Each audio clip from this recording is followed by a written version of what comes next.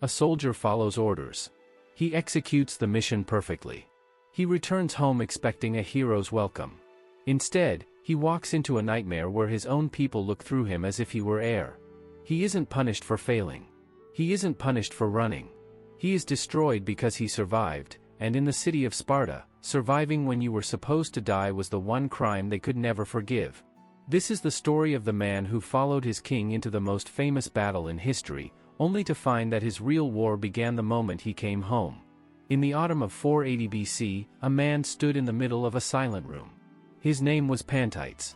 He held a length of rope in his hands. He looked at the ceiling beam. He measured the space. He knew exactly what he was doing. No one came to stop him. No one entered the house.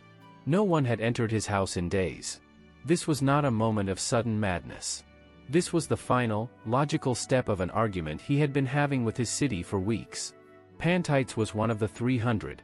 He had stood at the pass of Thermopylae. He had felt the ground shake under the weight of the Persian army. He had seen the sky darken with arrows. He had held his ground while the world burned. And then, he had left. He hadn't left because he was afraid. He hadn't left because his courage failed him.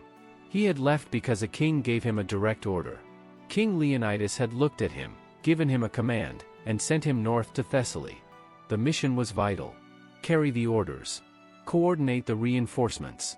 Ensure the Greek allies knew the situation. Pantites performed his duty. He rode hard. He delivered the messages.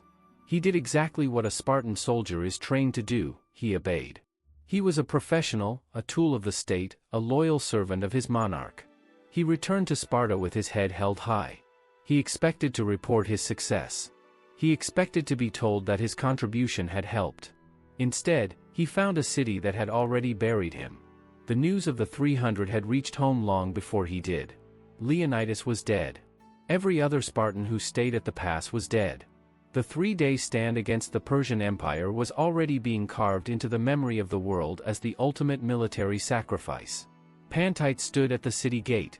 The dust of the road was still thick on his cloak. He looked at the faces of the men he had grown up with. He looked at the boys he had trained with in the agoge. He looked for a nod, a sign, an acknowledgement. He got nothing. Their eyes met his, and then they drifted away. It was as if they were looking at a wall, or a tree, or a piece of furniture. Nobody yelled at him. Nobody attacked him. Nobody called him a coward to his face. The silence was much worse. He walked the streets of Sparta, a ghost in his own home. He realized then that the mission he had completed was not a service to his city, it was the reason they would never forgive him. He had followed his king's orders, and in doing so, he had become an inconvenience to a story that needed every one of the 300 to die. Stay with us till the end for valuable insights. Like, subscribe, and share to support the channel. Pantites tried to enter the Sycia. This was the communal hall, the heart of Spartan identity. In this city, you did not just live as an individual, you existed as part of a collective. Eating together was not a social habit, it was the law. It was the place where citizenship was performed every single day. If you sat at the table, you were a Spartan. If you were denied a seat, you were essentially non-existent. He walked into the hall. The room was loud with the noise of men talking, chewing, and living. The moment he crossed the threshold, the air changed. It didn't become aggressive. It became hollow. He moved toward his usual bench. As he approached, the men sitting there did not stand up to fight him. They did not shout insults. They simply finished their bites, stood up, and moved to different seats. The silence that followed was deliberate. It was the silence of a system that had decided to delete a person without ever formally accusing them of a crime. Pantites sat down. The bench was empty around him. He felt the weight of the space they had created. He realized that this was not a mistake. It was a strategy. He was being treated as a ghost. But he was a ghost with a history. He had memories of the very men who were now ignoring him. He had fought beside them, bled with them, and suffered through the brutal training of the agoge with them. And now, they were performing a collective act of erasure. He ate his meal. It was tasteless. He looked up, trying to force a conversation, trying to break the invisible wall. But their eyes moved through him as if he were a shadow cast on the wall. He was a man who had obeyed his king, yet the city treated his survival like a stain on their record. He watched another man named Aristodemus suffer the same fate. Aristodemus had also been sent away from the pass. He, too, was a survivor of the 300. But watching Aristodemus, Pantites saw something that chilled him. Aristodemus kept his head down. He accepted the empty bench. He accepted the silence. He was playing the part that the system had assigned him. He was waiting for a chance to pay the price. Pantites looked at him and realized that Aristodemus was not just suffering, he was waiting for an ending that he believed he could control. But Pantites knew something the others did not. He had not been given a role to play. He had been given a void to inhabit. To understand why a hero was reduced to a ghost, you have to look at the system. Sparta did not act out of impulse, it acted out of design. Everything had a label. Everything had a function. For men who survived battle while their units perished, the state had created a formal category. They were called the Tresantes, the tremblers. The name itself was a weapon. It was designed to evoke a visceral reaction, a man who had felt the shiver of fear and chosen life over his duty. But the Tresantes' status was more than just a name. It was a legal death sentence in a society that valued nothing but physical service. A Tresantes could not marry. He could not vote. He could not speak in the assembly. He was forbidden from participating in the communal life that defined a Spartan citizen. The humiliation was not left to chance, it was enforced through the body. He was required to wear a cloak that had been deliberately torn, a visual advertisement of his disgrace. He had to shave half of his beard, creating an asymmetric, grotesque appearance that marked him in every public square. Every boy in the city was taught to spit at his feet. Every instructor pointed at him as an example of what not to become. It was a system of total psychological surveillance. But there was one, singular, brutal feature of this system that made it survivable: it had an exit. It had a clock. A Tresantes was trapped in a cage, but the cage had a door. He could redeem himself. He could walk onto a new battlefield, seek out the most lethal point of the formation, and fight until his shame was washed away by his own blood. If he died with honor. If he lived, he had proven his commitment to the state. The system offered a path to reconciliation. Pantites watched Aristodemus exist within this framework. He saw him endure the torn cloak and the shaved beard because Aristodemus knew the rules. He knew that the shame was temporary. He knew that if he kept his head down, if he waited, a day would come when he could charge a line and die a hero, effectively erasing his previous failure. But as Pantites stood in the assembly, he realized the terrifying truth of his own position. He was not a Tresantes. He had not been given a torn cloak. He had not been ordered to shave his beard. The system refused to label him at all. By refusing to call him a coward, they denied him the path of redemption. By refusing to call him a hero, they denied him his humanity. He was not a trembler. He was an error. And a system built on perfect discipline does not fix errors, it ignores them until they cease to exist. The contradiction was not in what Pantites had done, it was in what Sparta had become. By the autumn of 480 BC, Leonidas was no longer just a king who had led a rearguard action. He had been transformed into something sacred. He was the architect of the 300, the foundation stone upon which Sparta would build its new status as the protector of Greece. To maintain this, the narrative needed to be pure. It had to be a story of 300 men who had all, with open eyes and locked shields, chosen to die. It was a story of total, voluntary sacrifice.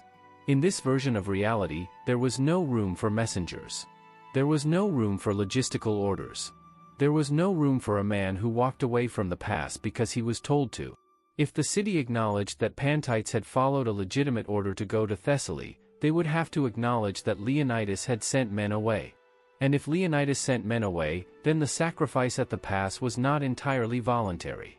It was a strategic decision, not a holy martyrdom. The myth required a different truth, a story where every single man who marched to the pass stayed there because he wanted to.